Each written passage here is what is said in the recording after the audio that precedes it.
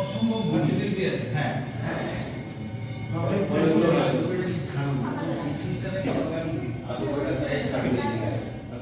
ছাড়তে পারি স্যার, নামটা বলে আমার নামটা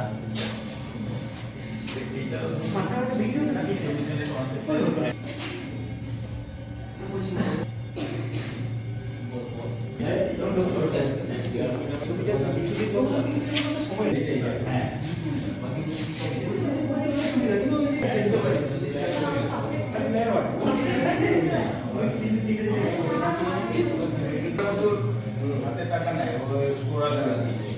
বুঝতে পারি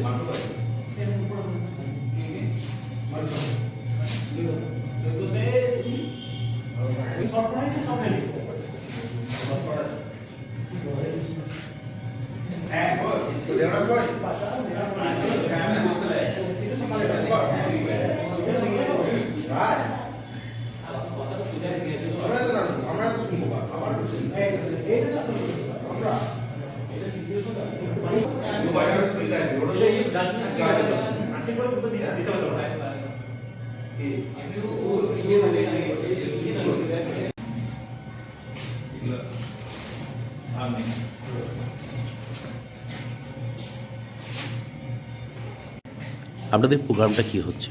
আমাদের এবছর কলাকেন্দ্র স্কুলের 30 বছর পূর্তি, সেই উপলক্ষে আমাদের আর্ট এক্সিবিশন করা হয়েছে এখানে। আর এখানে আমার ছাত্রছাত্রী মোটামুটি 100 জন ছাত্রছাত্রীর ছবি আছে। আর কিছু কিছু বড় স্টুডেন্ট আছে যাদের অনেক ছবি বেশি করে দেওয়া আছে, তাদের ভালো কাজের নমুনা দেওয়ানো হয়েছে। তো আমাদের এটা অ্যানুয়াল একটা প্রোগ্রাম, সেটা হচ্ছে এবছর, প্রত্যেক বছর এবারে এটা হবে।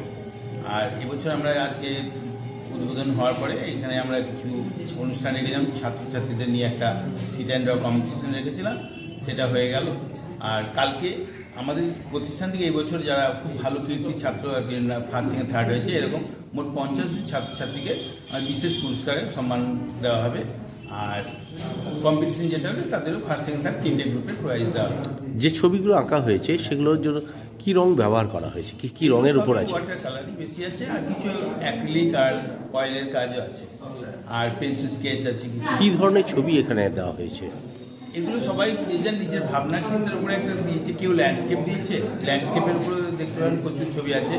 কেউ কারো পোর্ট্রেট করেছে, বিশেষ করে কিছু খেলোয়াড়, অভিনেতা অভিনেত্রী এদের ছবিও আছে কিছু।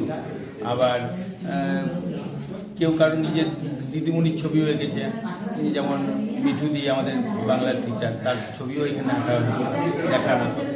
আর তাছাড়া বাচ্চাদের স্বতঃস্ফূর্তভাবে ছেড়ে দেওয়া হয়েছে যে তোমরা তোমাদের ভাবনা চিন্তা নিয়ে ছবি আঁকো। কেউ অ্যানিমি ও কার্টুনের উপরেও ছবি এঁকেছে, যাদের যেটা ভালো লাগে সেটাই হচ্ছে ব্যাপার। আপনার নাম? আমার নাম পিন্টু কর্মকার। আপনি কলাকেন্দ্রে কর্ণাটক? হ্যাঁ, প্রিন্সিপাল কর্মকার।